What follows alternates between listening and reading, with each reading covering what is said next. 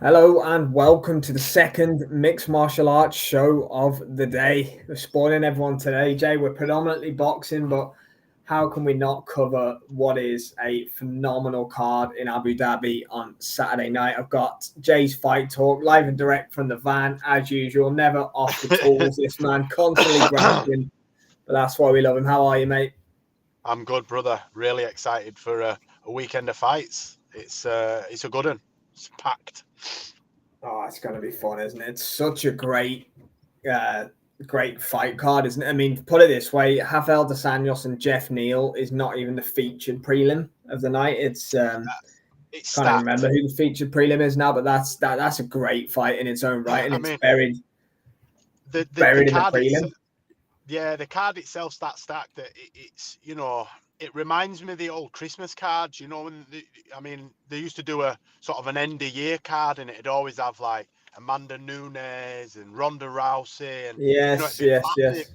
It's got that type of feel. It's the first sort of winter card.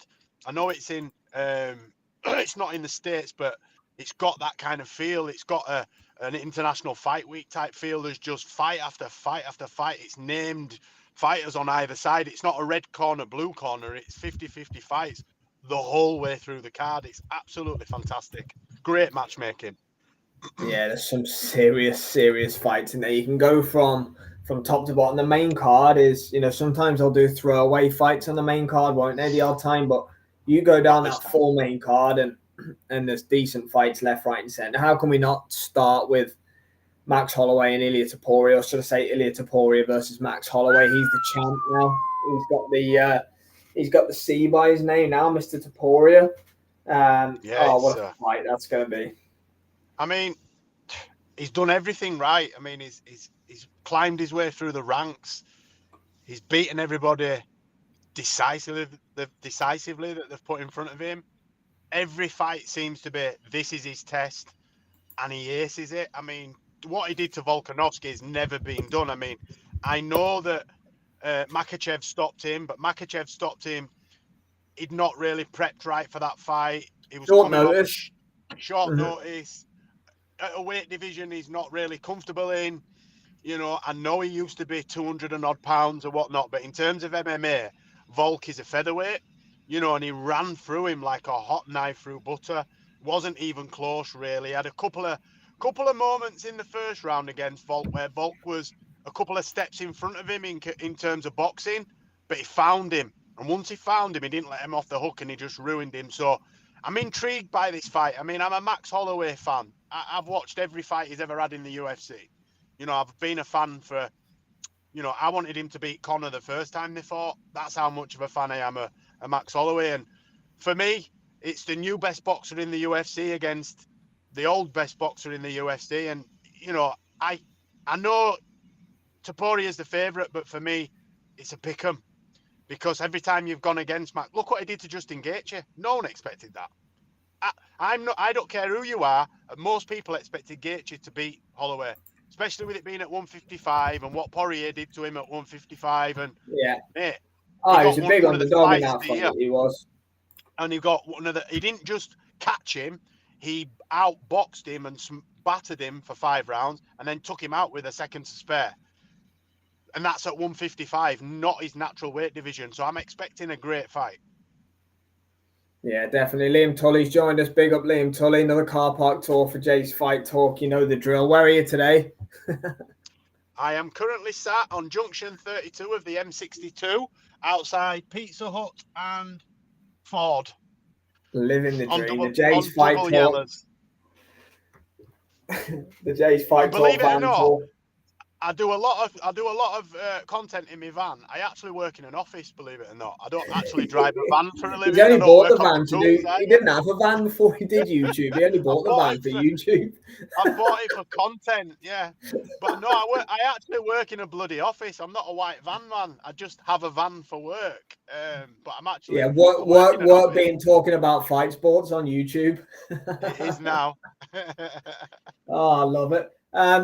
So Max Holloway, as you say, stock's never been higher. 2 back-to-back huge KOs against the Korean Zombie in his backyard, and then obviously Justin Gaethje, you highlighted there, no pun intended, by the way, obviously just in the highlight Gaethje, UFC 300. Is his power, has it increased or my opinion on it anyway, before I ask you the question is, I think Zombie had his hands down, he was walking forward, and Justin Gaethje was swinging for the fences. So I think he just caught them coming in. Max has never been a concussive puncher. He don't get any one-punch knockouts. Max is very much from the Diaz punching school. So he's yeah, exactly. He repetitively punches in clusters at 30, 40, 50%, 30, 40, 50%. It's tap a little bit harder, 1-2 harder. Break it down. It's like the power bars just going down, isn't it? And it's consistent. If he'd have hit Gaethje, I think if he'd have hit Gaethje with similar in round 1, for example, it might have knocked him down, but I don't think it'd have flatlined him. It's more to do with cardio, exhaustion, you're chasing him. If you notice as well, the angles that Max gets an opponent and himself in order to throw are very awkward, and they're normally always leaning over their front foot when he catches them. So if he catches them right, they'll go straight over forward. If you notice, a lot of his knockdowns, they're leaning over the front foot because he leans back. He's really tall, isn't he, Max, and long? Yeah, for the weight he is. Yeah, so I don't think his power's increased.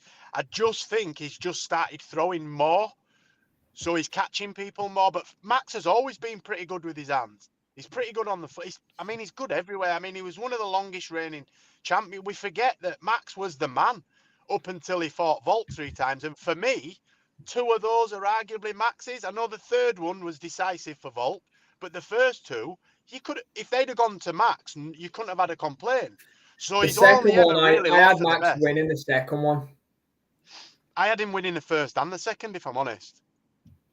I can't remember the first one. I remember it being on the it was co-main to Kamaru Usman versus Colby Covington, the first one. That was a great fight. The second one was good too, actually. Them two just had great styles at gel. Two wrestlers that kickbox the life out of each other for. Was the first one when he stopped him? Matt Goddard won it. Stopped him, didn't he? Yeah. Yeah. Yeah, that was the co-main was Volk against Max Holloway, the first one. But yeah, Max has beat everyone at featherweight pretty much, Jay, that's not named Alexander Volkanovski.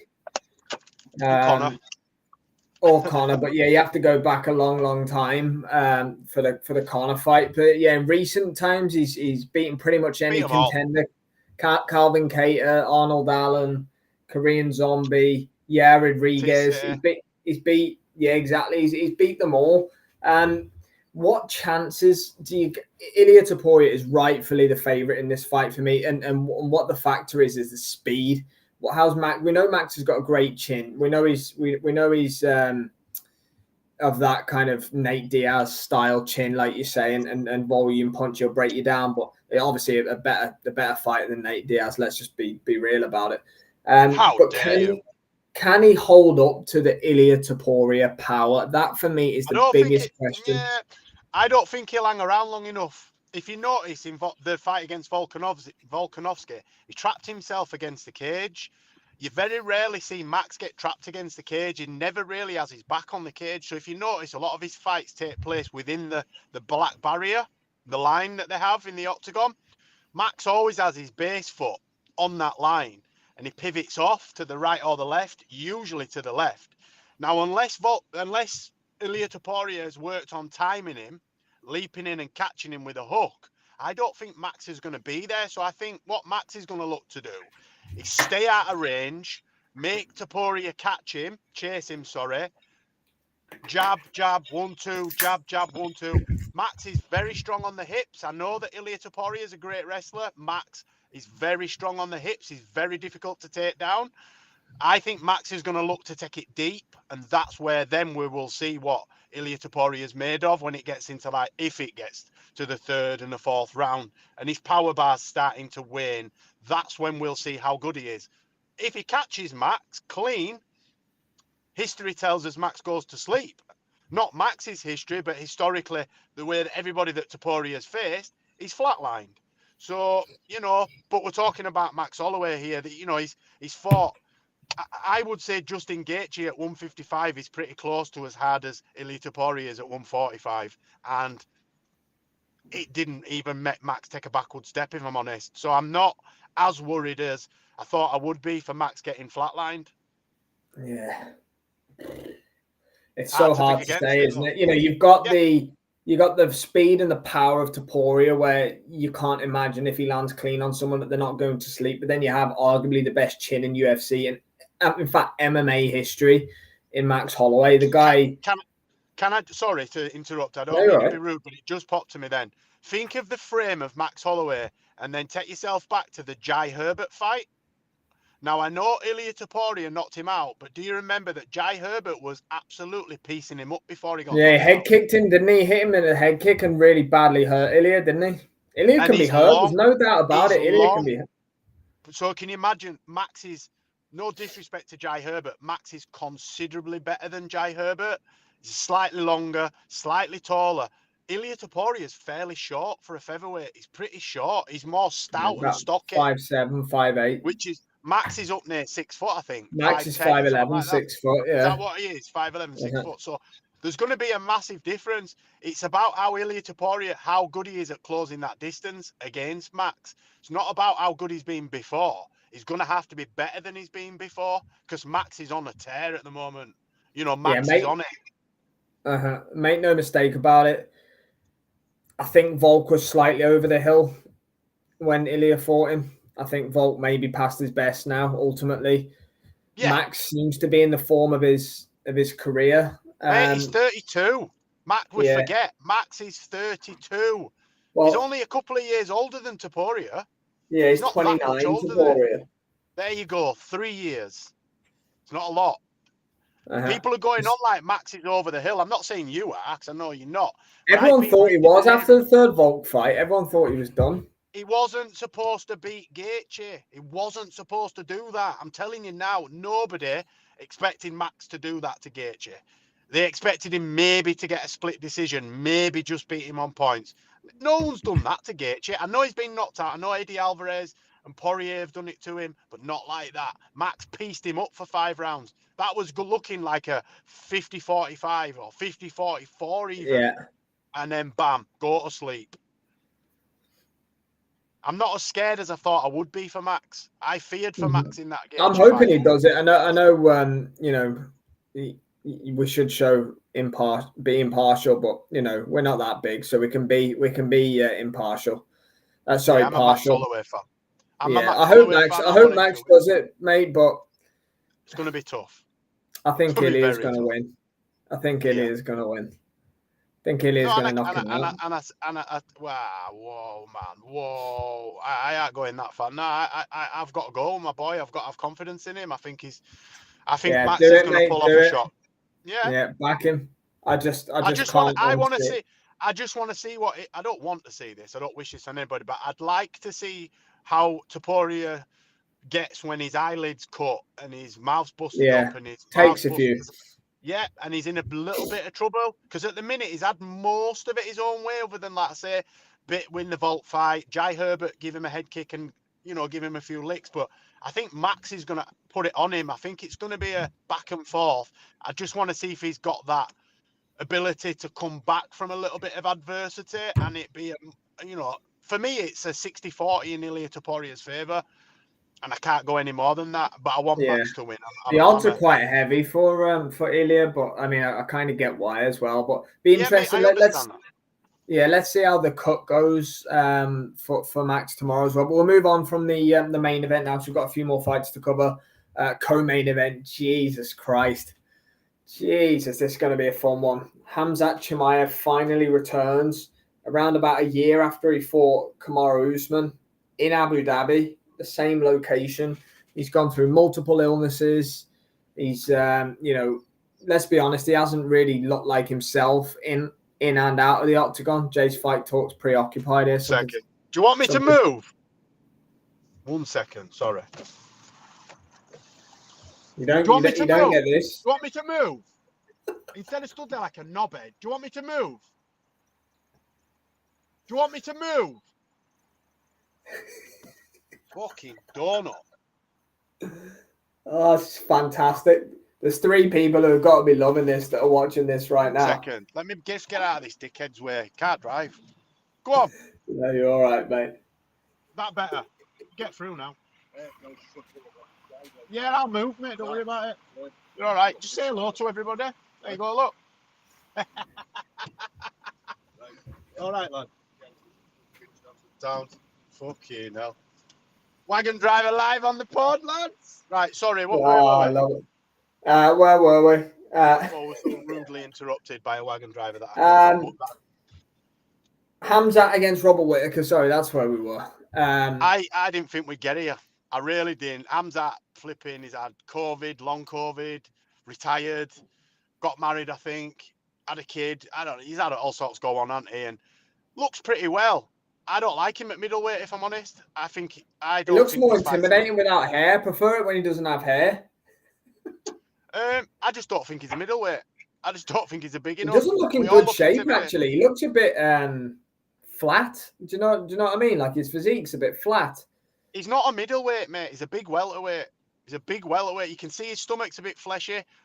Robert Whittaker's a big, solid middleweight. Oh, Whittaker's a unit. Remember this: Olympic level wrestler. Robert Whittaker is an Olympic level wrestler, right? So Hamzat will not ragdoll Robert Whittaker. You might get him down. He is not ragdolling Robert Whittaker. And Robert Whittaker is on form at the moment. I don't believe this fight's going to be close. I really don't, mate. Okay, that's interesting. You can troll me online. People can give me shit. I know my shit, right? And I'm telling you now, Hamzat is not a middleweight. He's a lazy welterweight. He's not going to be big enough. Unless he knocks Robert Whittaker out, dumps him on his head and chokes him out in the first round, he's going to get beat. I think Robert Whittaker's too big, too good, too clever, got too much of an IQ in terms of keeping himself out of vulnerable situations. He's not going to run across the ring and pick him up. Look what Kamaru Usman did after he got past that first round. It's about getting out of the first round. That's where he's in. That was what I was going to say to you. The longer the fight goes, it has to favour Robert Whittaker. The general consensus in the Kamaru Usman fight was that if the fight was 5 rounds that night, that Usman would have stopped him. That was the tide was turning. Yeah, the tide was definitely turning. I don't know what this truck's doing outside of me, man. Anyway, his cardio's just never been great, has it? I don't know whether he overexerts himself in the first round and he gets excited and he just doesn't save anything, but he just doesn't seem to have a good understanding of his own power energy levels in terms of exerting himself. Because he puts so much effort into the first round, trying to ragdoll you around, and he could stop Whittaker in the first round doing that. He could. Yeah, that's what I mean. If he's got enough in him to grab hold of Robert and just get hold of him and try for a dash, try for a rear naked, try for an armbar, try for a crew, all sorts. I'm going to slap this kid. Piss off, Luca. You're getting blocked. I love it. I've lost my train of thought now, Luca, because I can just think of Johnny Nelson. You might want Chiemab. You might want Hamzat. But unfortunately, Robert Whittaker, he's the former champ. And I'll tell you what it is, right? There's a pendulum. There's a pendulum in this fight. You imagine a seesaw, put it this way. It's right the way down in Hamzat's favour when the first round starts, 1 second into the round. And every second that ticks by, this swinger's just coming back in Robert Whittaker's favour. That's exactly what happens until you get right to the end of the fight. And if they're still standing in round 3, round 4, I don't see Hamzat having the cardio to last that. It's fascinating. At 185 as well, so he's carrying 15 extra pounds as what he's used to, because he's fought all his way through at Brave, CFF, UFC. Other than what Mia Short, he fought at 185. He's a 170er. I've seen him this week and he just looks fleshy for me, and I just think carrying that extra weight against an established middleweight, he's lost a bit of his aura. Just don't seem that. Whittaker will stick it right on him, man. If he's not, but Robert Whittaker is prone to every now and again sticking in a weird performance himself as well. Yeah, well, he had that against Dricus, didn't he? Had it against Dricus, had it against Israel Adesanya, the first fight. You know, he does But stick the odd. I think he's got past that mental block. I think he used to just lose his shit in there and his brain would scramble and he'd lose his concentration and he'd do things out of character. I think when Robert Whittaker's on it, as I said, he's got Olympic level wrestling.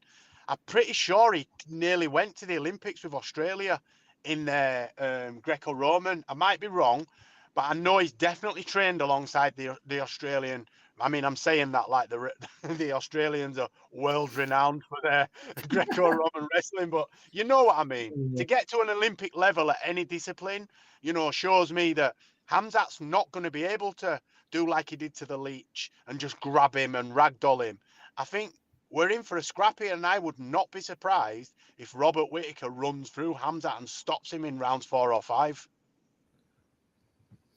Yeah, if I had to make a prediction, I would lean that as well. But again, it's such a tale of two different types of fight. You know, I mean, Robert Whittaker could fall to pieces in the first round. And that's what I'm saying. It's possible. That is very possible. But if I had to choose a winner, I am siding with Robert Whittaker, irrespective of what Lucas says. You know, I'm not team Chimaev. I am team Bobby Knuckles, the Grim Reaper. Team Bobby Knuckles for Jay's Fight Talk. Well, I'm sorry, but the co-main event and main event are two of the best fights in the sport right now. I don't care what anybody says. You know, I have to agree. They really are. Let's look at Ankalaev against Rakic, because although it's not one of the best fights in the sport, it's a hell of a fight. Rakic has lost his last two. He had the unfortunate injury against Jan Blachowicz in the Apex. Was out for a little while and had an absolute barn burner with Yuri Prohaska at UFC 300, the same card that Max Holloway and Gaethje fought on. Put in a great performance. Actually all over Prohaska in the first round, and then Yuri kind of got his way back. I think he chopped Prohaska's leg right up, didn't he? He could barely walk. It looked like he were going to stop him with leg kicks at one point. It did, yeah. It was a good performance by Rakic, but he ultimately got caught in the end. Yuri's a monster puncher. We know that anyway. It happens. Ankalaev's had a bit of a strange one. He had the no contest with Johnny Walker, ran it back, laid him out, had the weird draw with Blachowicz for the belt, didn't he? But the general consensus is he is next in line for Alex Pereira. That's why I'm surprised he's took this fight, if I'm honest.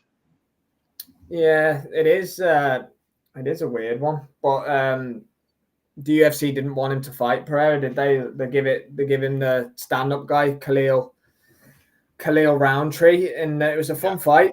Lucas just said Whittaker's striking is also very good. And has there been a better main and co-main on a boxing card this year, even with all the Saudi cash? Pound for pound, this co-main and main is up there for the best in the whole. Are you forgetting that we've just had Charlie Edwards versus Asomba, and then the co-main event was, I forgot. I don't know. No, Luca, you probably haven't, brother. I don't think so, Luca, for being honest, because what was the Hamza Shiraz and thingy to Joshua? Definitely not. Pound for pound, best main and co-main event of the UFC and any other combat sport this year, in my opinion, these two that we've got on Saturday night.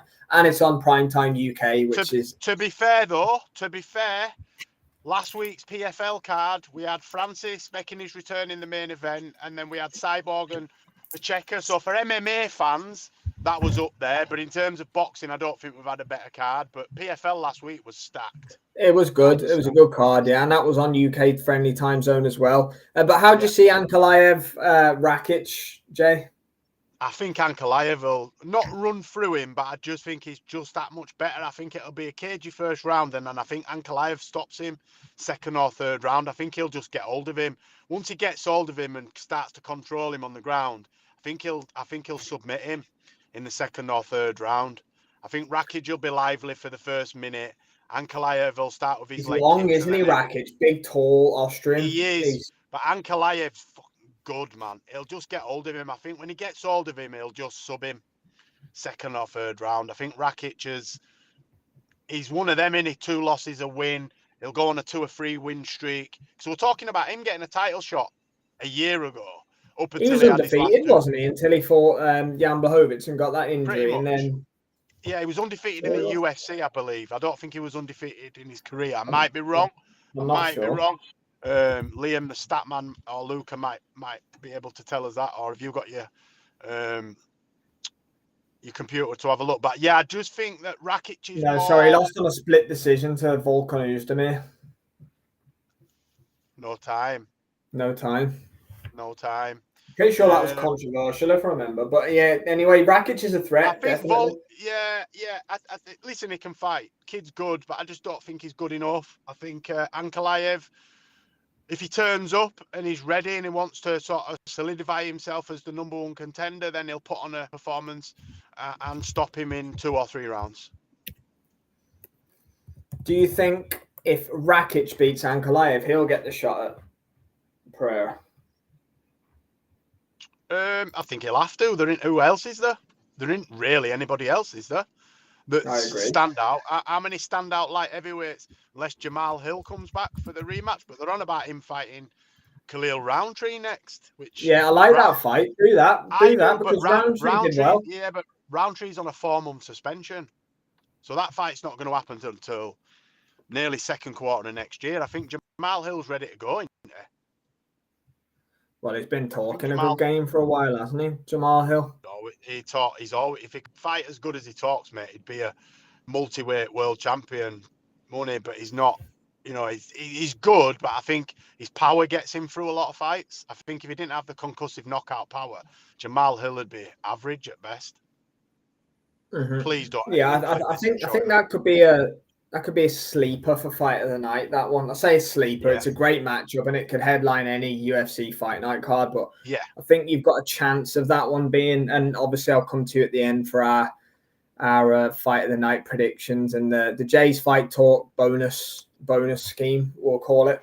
But yeah, for what it's worth, I've got Ankalaev winning the fight as well. I think he actually stops Rakic on the feet. I think Ankalaev's punching power is very underrated. We saw what he did against Ion Cutelaba, put him to sleep. We've seen him with other fighters as well. Well, Cutelaba's no good. I know what you mean. He beat the fuck out of me, but yeah, so I'm not going to say too much. Next up, you've got our man, Lerone. My boy, Mr. Murphy. Lerone we're family, mate. Me and, for anybody that don't know, my surname's Murphy. Me and Lerone, we are not related. Wish we were, because I'd be asking him for tickets, but unfortunately, you're related in fighting ability, though. All Murphys are related, and we can all fight like that, honest. The only reason I'm not in the UFC, I don't like rules. That's all. Too many rules for me. Plus the fact I can't fight. But no, Lerone Murphy's quietly been on a tear. I think he's 14, 15 and a 1 draw. He's unbeaten. He's proving that, he can mix it with the best, but I think this is a real test for him now. His last fight was meant to be he's sort of going up in decent increments. He's not going Edson Barboza last time out. Yeah, but Edson Barboza's not been Edson Barboza for a couple of years now, has he? Still a great name, still a good name, but Edson Barboza's been getting wins and losses consecutively for the past 4 or 5 years, but still a great name on his record. But look, if Lerone can beat Dan Ige, puts him in the top 7 or 8 of the featherweight division. I think Ige must be 7 or 8 in the top 10. He'd be up there. What? I'm not actually sure where he's ranked, to be honest, but he's like you say, he had he coming off the sofa, didn't he, on the day of the fight against Diego Lopez, which is pretty epic, to be fair. Last time out, 50k. That's a credit to him. Dan Ige, 50k. Yeah, I don't think he's ever been knocked out, has he, Dan Ige, or anything like that? He's pretty tough. Not sure. Oh no, I always get it. Do you know what? I get him mixed up with. What's the guy that got knocked out? Shane Burgos. I always get him mixed up with him. Do you remember when Burgos got cracked and wobbled 10 minutes? By Barboza. Yeah. I always. He's never been knocked out. He's lost 8 times, all by decision. Dan Ige. Lerone's more of a decision fighter, isn't he? He hasn't really got concussive power. He's just pretty consistent with his striking. He has had a couple of stoppages recently, I think. Yeah, he's won his last 3 by decision. Then 2 knockouts in his last 6 wins. But I'm expecting a great fight. This, for me, might be fight of the night. Yeah, it'll be fun. It will be fun. Lerone obviously defending his undefeated record. He's trying to get to the upper echelons of 145. Dana promised Dan Ige a big opportunity after saving the show at UFC 303. I think it was International Fight Week. So he deserves the shot, definitely. I think you're pretty much guaranteed that one to go the distance. I don't see there being a stoppage in that one. I think Ige is incredibly tough. Lerone Murphy, we know his backstory with what he's been through. He's one tough individual as well, so that should be and like you say, there's definitely potential for that one to creep up at fight of the night for sure. Last fight of the 5-fight main card, then you have the main man, Shara Bullet Magomedov. He's fighting Arman Petrosian. Shara Bullet again, undefeated fighter. I watched his last fight actually. It was on the Saudi Arabia card that was meant to be Whitaker and Chimaev headlining. He fought Olajajuk, and we've seen him lose a couple recently. Who was it that someone dismantled Olajajuk recently? And I can't even remember who it was. Kevin Holland put him in an armbar, and I'm just looking at his record, and Michel Pereira subbed him with a rear naked choke. So he's lost 3 in a row, actually. All to quality fighters, Holland, Michel Pereira. He just lost at the weekend, didn't he, Michel Pereira? But and then Shara Bullet in his last one, obviously. So fair enough. But what are your thoughts on Shara Bullet Magomedov then? Do you want me thoughts as a content creator, or would you like me to be honest? I'll be honest there. I think if it wasn't a ginger Russian... When were you ever not honest? I'm only taking the piss. I think if it wasn't a ginger Russian with one eye, we'd have never have heard of him. I think he'd be the best Bond villain ever, wouldn't he? Yeah, and I think that helps him get the fights and the recognition. I don't think he's that good. Lawrence is a Jay's Fight Talk fan. Yeah, man. There's 2 of us at least. Thanks, Let's Lawrence. Go, Lawrence. Big up the blessing. Shara Bullet started failing in that last fight, and if that had been a 5-round fight for me, he'd have lost, I think. He started to really struggle towards the end for me. His cardio just didn't seem to be there. I don't know whether it hinders him with one eye, and I'm not taking the piss when I say that, because I know Michael Bisping fought with one eye, but Michael Bisping used to get caught with a lot of punches, and if you notice, when he steps into range, sometimes he gets caught with stuff that he could easily slip. So I'm telling you now, it hinders him, and I think when he gets up the levels, he'll get sussed out. Like the last kid that knocked out, that Whitaker knocked out. Ikram Alizkirov. He's meant to be better than Hamzat. I know Hamzat knocked him out, but he was. Hamzat chinned him in. Is it in LFA or something? It was completely nailed him with an uppercut. Like that. He got him with a shovel uppercut. But what I'm saying is, what he'd done since then, they were saying that he was going to come. He was a proper middleweight, and he was going to do this, and he was going to do that. Robert Whitaker made him look like a novice, and I believe that something similar will happen to Shara Bullet. I haven't seen anything from him yet that makes me feel that he will eventually be a world champion. Interesting. He said Michael Bisping's his inspiration. He was saying that obviously Bisping's commentating at Fight Week, and they came face to face in the Fighter Hotel, which I thought was quite interesting. Petrosian lost last time out to Rodolfo Vieira via arm triangle. No disgrace in that. We know that guy's jiu-jitsu is legit as they come. He beat CLD before that, Christian Leroy Duncan, via decision. He's lost to Borahalo. I always forget how you say his name. He's fighting Izzy next. Anyway. Is it Cal Borjaro? The middleweight is fighting Izzy next, and he's Brazilian with loads of tattoos. I always forget how you actually pronounce his name. He's fighting Izzy next. Apparently, he's fighting Izzy next. Yeah, it's not official, but I've heard through the grapevine that he's fighting Izzy next at 185 pounds. It's either him or Nasruddin Imavov who is fighting him next. Izzy's return fight. But anyway, yes. So he's fought a few fighters. I mean, I expect Shara Bullet to win on points, but I don't expect it to be anything to knock our socks off. As I said, I'm sort of underwhelmed by him. I've seen him. He's got the look, the beard, the bright red hair, the blue eye, and the one eye, and he's a cool look, hasn't he? Yeah, but looks don't win your fights, mate. skills win you, skills pay the bills. And unfortunately for me, I don't think he's got as many as they're saying he has. And I think that as soon as he goes up another level, he'll get handily beaten. Someone like, Whitaker or Strickland or Izzy, they beat the shit out of him. For me, he's too scrappy in his approach. His boxing's not clean enough. Yeah, I wish it was Sean Shelby. Hi, Sean Sean. Shelby, how are we, my Premier friend? fight. If you ever want two guys to come and do some work for the UFC, you're looking right at them. Big up. You know where we are. Jay's Fight Talks. Been watching UFC since UFC 2. I'm older than this kid. Put me in, let us coach. know I like your channel. Would like to collaborate. Absolutely, Sean. Hit us up on the X. You can see on the handle below. We're both subscribed to UFC Fight Pass, Sean, so it'll be easy enough for us to stream on there, brother. That's a very valid point, actually. Big up, Mr. Sean Shelby. He is Sean Shelby from the UFC. One of the best matchmakers of all time, Mr. Shelby. Yeah. We knew it were you straight away, Sean. I could tell from your profile picture. That's right.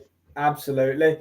Jay, on the prelims, just before we finish up, just having a little look at the card as I can here. There's some fun matchups on there. Chris Barnett's back. Hopefully we get to see a little front flip. Oh, we've lost Jay.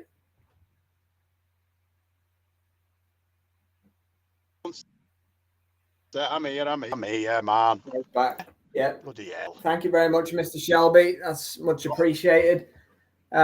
Yes, Chris Barnett against Njuku. I think that's how you pronounce it. I've seen him fight many a time before. That should be a fun one at heavyweight. Yes. But the pick of the fights for me is aside from the featured bout of the evening, the featured prelim, I think that's Sean Shelby will know. He'll tell me the featured prelim bout of the evening. Which is going to be a good one at light heavyweight. But Jeff Neal against RDA, what are your thoughts on that one? I might go and make a cup of tea if I'm honest. RDA's not been RDA since he nearly fought Conor. Jeff Neal, I thought he was going to be really good at one point 2 or 3 years ago. I think this will be a very evenly matched fight. I think that's why they've made the match. I expect Jeff Neal to be a little bit too big and strong for RDA. RDA is a career lightweight that's now fighting at 170 because he's older. I think RDA's left Perillo, hasn't he? I think it was he was with him for a while at Ruka Sport, wasn't he? But yeah, I just think that Jeff Neal's a bit fresher. I think he's slightly younger, and he's a natural 170, so he's probably coming down from 190, 195, maybe 200. Whereas RDA is probably round at about 175, 176. I just think Jeff Neal's going to be a bit too big, too strong for him, unless RDA can pull off some of his jiu-jitsu, because it is really, really good. I'm joking when I say I go and make a cup of tea. I don't drink tea, and B, I never miss a fight. But I just think that it could be a bit of a stalemate. I think they could cancel each other out, but I think Neal should edge it for me, just on sort of being a little bit bigger and stronger. Yeah, Mr. Shelby said RDA turns 40 on fight night. I knew he was 39. Didn't know it was his birthday on fight night. There should be a slaughter show on his way out. You could be right. Jeff Neal has got heavy hands. Whatever way you look at it, nice to see you staying impartial there, Sean. Well done, Sean.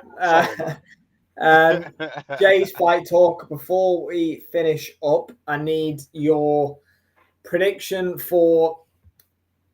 I'll just start. I'll ask them staggered as we go along, rather than just throw them all at you at once. What is your prediction for Fight of the Night? Main event. Can't fail to be Fight of the Night. Main event for me. Main event, Fight of the Night. I think it's going to be a 4-5 round war. Okay. I think it's, I think we're in for 2 or 3 rounds of absolute back and forth. And then I think one of them's going to pull away, and I'm thinking that's going to be Max, potentially get a late stoppage. But yeah, Fight of the Night for me is the main event. Okay, cool.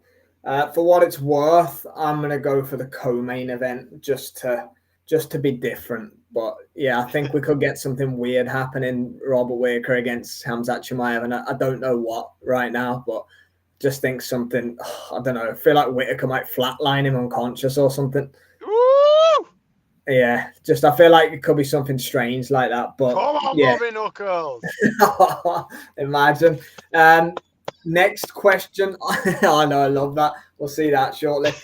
Next question on the agenda is who's going to produce the biggest upset of the night? And I don't mean potentially by the odds. I mean, which upset's going to make you stand up and go, oof. Big up, Mr. Wayne Herman. As always, Wayne, hope you're well, mate. Can't wait for this card. Yes, Wayne. Oh, you'd forgotten about us there, brother. Right, I'm going to contradict myself after everything I've just said on the fight preview, right? But I've changed my mind now. I think Lerone Murphy is going to stop Dan Ige. So Lerone Murphy going to be the first man in UFC history to stop Dan Ige? To stop Dan Ige, yeah. Okay. Because I was unaware of that stat until you told me that. So yeah, I think eight losses all by decision. I think he's going to put on an absolute clinic, and I think he's going to get hold of him and he's going to submit him. I think he's going to be the first man to stop Dan Ige. So Lerone Murphy. Yes. Just Murphy to clarify for everyone, Lerone Murphy's obviously a favourite in the fight, but it would be a big upset for him to actually finish Dan Ige because he's never been finished, obviously, as Jay says. My upset, obviously, is Robert Whittaker to beat Khamzat Chimaev. But outside of that, I answered that in the first question. So let me have a little think about something else funky that could happen down the card. It wouldn't surprise me. Now, I picked Ankalaev before. It wouldn't surprise me if Rakic caught him. Ooh. Wouldn't surprise me. Bit like Paul Craig did. Big up, Wayne. Bit like Paul Craig, catches him in a triangle. This is that's no excuse. Look, I'm in the van, man. I'm in the van. We got no excuse for not tuning in, man. He's got a sleeping bag in there, Wayne. I'm not joking. I've got a quilt in the back. Ige survived Diego Lopez. This should hit the scorecards in Murphy. Yeah, that's the play, Sean, definitely. But you never know. You never know. Sean, I'm pretty sure you're not supposed to be commenting like this, Sean. You're supposed to be impartial, brother. Sean loves it. This is insider trading from my friend. Yeah, Sean's gone rogue. He's gone rogue. I love it. Don't be afraid to hit us up after this, Sean Shelby. We're ready for our UFC contracts. We'll go through the contender series if we need to on the podcast scene. Don't worry about that. Jay, I want to know. Are you still there? I'm here. What have I asked you so far? Fight of the night, and what was the other thing I asked?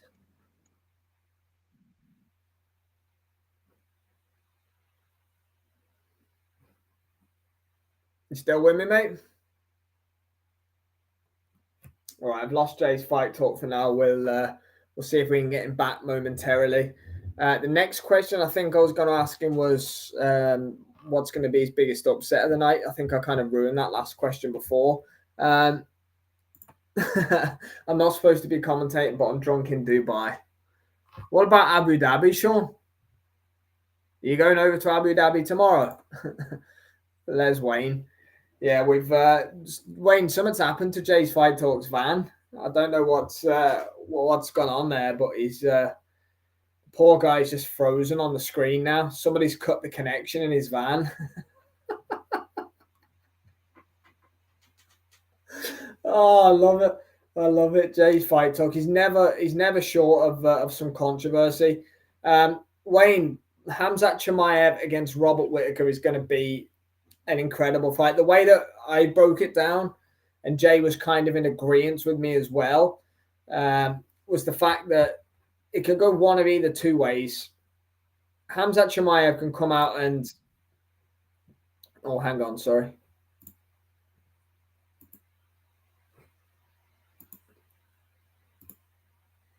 You there?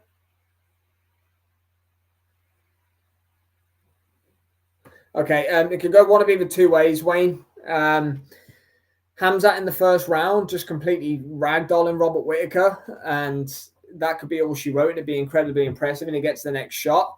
Or the other route is the cardio struggles for Khamzat down the stretch, and then Robert Whittaker comes on and finishes him. And I tend to lean towards the latter, but I know your team balls. I know you're a Khamzat guy, Wayne. So let me know what you think of it as well, mate. Jay, I can't hear you. I don't know if your volume's off.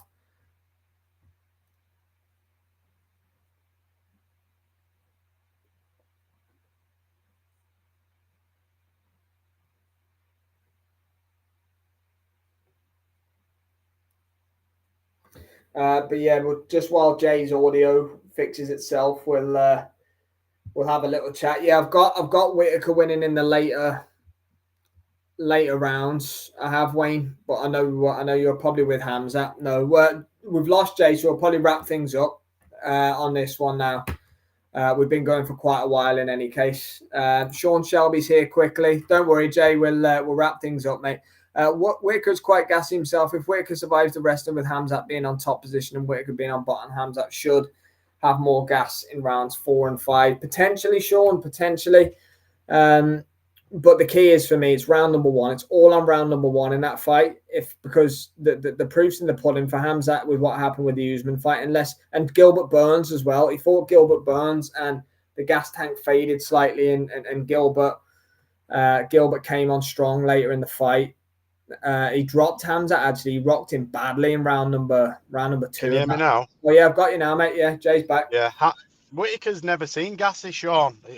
You've just given yourself away as not the real Sean Shelby. Shock horror. When have you ever seen Robert Whittaker gassed? I've never seen it. I've never seen him struggle for gas. The only time he did is when Yoel Romero broke his orbital or whatever it was. Yeah, but that was an injury hindering him rather than him just gassing out. I've never seen him gas out and slow right down. And what against Khamzat? I'd like to bet my life on him having slightly more gas than Khamzat. Khamzat has really struggled. So unless he's done so, and he's never been the same since he had the COVID. His gas tank's got even worse. So unless he's done something really dramatic, then he's going to have to be really careful in how he exerts his levels of energy. Yeah, I know what you mean. He hurt Jared Cannonier in round 2 badly with a head kick, and he fought weirdly in the 3rd round. I know what you mean in that front. Yeah, he got buzzed, but he didn't sort of run out of. I wouldn't say run out of cardio, but I'm not here to argue, Sean. I mean, you've worked for the UFC for 25 years, so I bow to your superior knowledge. I think Whittaker's got a better gas tank than Khamzat. Yeah, I think so. What was the last question I asked you? Ask me. We were talking about fight at nights and stuff. You were talking about Ankalaev and Rakic being possibly your surprise of the night. Okay, and I asked you what was going to be your fight of the night, and then did I ask you about upset of the night? Fight of the night, I said Richards, didn't I? Stopping. Oh no. Fight of the night, you said Max against Ilia. Surprise of the night was going to be Lerone Murphy stopping. I said Lerone Richards. Lerone Murphy stopping. Danny Gate. Yeah, that would be my. Okay, so what's your upset then? Biggest upset of the night then? Max Holloway starching. Same again. I've gone two of them. Does he get his 3rd face plant in a row? Maybe not, but I think he stops him. I just think he'll overwhelm him. It'll be a mix of cardio and punch output, and I think he just overwhelms him. I can see sort of Ilia Topuria sort of turtling up and just getting rained on by Blessed. The best is blessed, according to Jay's Fight Talk. It is what it is. Well, that's where we're going to leave it then. That's where we're going to leave it for this evening. So massive thanks to Jay's Fight Talk. Go and follow him on X at Jay's Fight Talk. Subscribe to the Jay's Fight Talk YouTube channel. I've no doubt that he's going to be getting some shorts out ready for a big weekend of combat action. Talking of which, we will be back tomorrow. We're definitely going to have a little final prediction video for Jack Cattrall and Regis Prograis. We may even sneak one out for Khamzat Chimaev and Robert. We'll have a little think about it. We'll see where we're at tomorrow, but we will be here on Saturday. Make sure you're with us. UFC 308 live watch along. Myself, Jay, and Liam will be walking and talking you through what's going to be an amazing fight card that we've just previewed, and we'll also be there for Jack Hatchell and Regis Prograis after. Jay, my man, enjoy the drive back. Thanks. Wayne. Thanks have for a great joining night, us, friend. people. Yeah, and thanks for joining us, Thanks, Sean, everyone. Wayne. Sean Shelby is in Dubai. I set the whole thing up. I'm drunk. Bye. Big up, Sean Shelby. On that note, we'll see you next time.